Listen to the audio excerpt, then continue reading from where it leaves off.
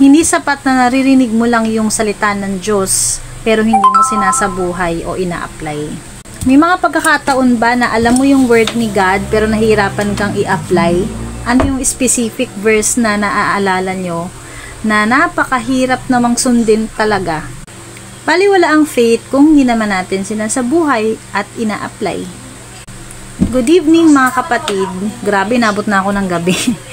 Ayan, yung devotion ko is ngayon ko lang i-share kasi napaka-busy po maghapon. Nag-attend ako ng Women to Women na last session sa CCF about sa mga ano yon ministry, women ministry.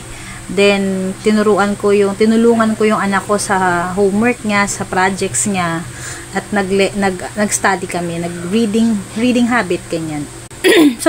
so di ko na patatagalin. Still sa book of James, ito lang yung karugtong kahapon, chapter 1 verse 22, and yung verses 2 chapter 2 verse 17. So still si James pa rin yung nagsasalita, hinihikayat niya yung mga believers, mga Christian, na for them to really grow in the faith and to be authentic Christians by means of not just hearers of the word but doers of the word and applying their faith, diba? So ang James 1:22, it says na do not just be hearers of the word and so as to deceive yourselves. Do what it says. Yung chapter 2 verse 17 naman na, in the same way, faith without deeds is dead. Ang pananampalataya daw na walang gawa ay patay. So ano ba ang best example nito? Parang marami kasing mga hypocrites, and to be honest, dati parang ganyan din po ako. Lagi akong uma-attend sa church every Sunday, nakikinig ng preaching, and active sa ministry, discipleship group. So, yung mga communicated ba na truths na naririnig mo, hanggang dun lang talaga ako. Pero pagka actual mga situation na hindi ko naman na-apply, kasi alam niyo naman yung history, yung iba dyan na mga kilala ako, alam naman yung past ko, yung nangyari sa akin, di ba? Naging sobrang tigas talaga ng ulo ko, and para akong hypocrite kasi nga Christian, uma-attend sa church, nagsaserve kay Lord, pero ganun ang ginagawa ko. Nasira ako dahil sa lalaki, ganyan before. So, fake, di ba? Kasi baliwala yung pakikinig mo ng Word of God. Parang basic head knowledge lang, pero walang application, walang growth. So, ganun din siya, sa faith without deeds is dead. Di ba? Kunwari, ang parang naisip ko example nito, meron kang isang pinagpe-pray na mangyari. Diba? Pinagpe-pray mo, nananampalataya ka, halimbawa, pinapanalangin mo na, Lord, sana po magkaroon na po ako ng trabaho. Diba? May faith ka kay Lord kasi nagpe-pray ka sa Kanya about it. Pero wala ka namang ginagawa. Paano ka magkakatrabaho kung hindi ka mag-a-apply? Diba? Hindi ka kikilos. So, alam naman natin yung basic na old cliche na nasa Diyos ang awa at nasa tao ang gawa. So, kailangan pa rin natin kumilos at gawin yung part natin. And after that, let God do God will be the one to give the results, 'di ba? Siya yung bahala sa resulta. At least kumilos tayo. Kasi hindi naman pwedeng nananampalataya ka pero wala ka namang ginagawa, 'di ba, about it. Siguro 'yan medyo acceptable pa 'yan kapag hindi ka pa ganun kalalim na Christian.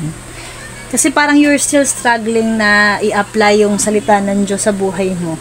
Naririnig mo pero hindi mo siya masabuhay, 'di ba? Pero pag matured Christians ka na, hindi tayo dapat hearers, dapat doers. At for me yung hindi ko na patatagalin, hindi ko na pahahabain 'to. Napaka-importante na na-apply yung kasi everyday is an application of faith. Every day in our lives, it is an application of faith. Pag nagbabasa tayo ng Bible, nakikinig tayo ng mga preachings, diba, yung mga support din, yung mga nababasa nating mga Christian vlogs, mga quotes ba. Pero, yan, nakakatulong siya. Pero, may it not be mere head knowledge, but sana bumaon sa puso natin at magbunga at magkaroon ng resulta. Kasi ang pinaka-test talaga niyan is, kaya nga tayo binibigyan ni Lord ng trials eh. Kasi doon makikita ni Lord, di ba, parang sa exam, kaya nga test. Siyempre, hindi naman tayo bibigyan ng test na alam na natin yung sagot eh. Doon malalaman ngayon ng teacher kung talagang yung mga natutunan ina-apply o natandaan ba. 'Di ba? Parang ganun din tayo sa buhay natin.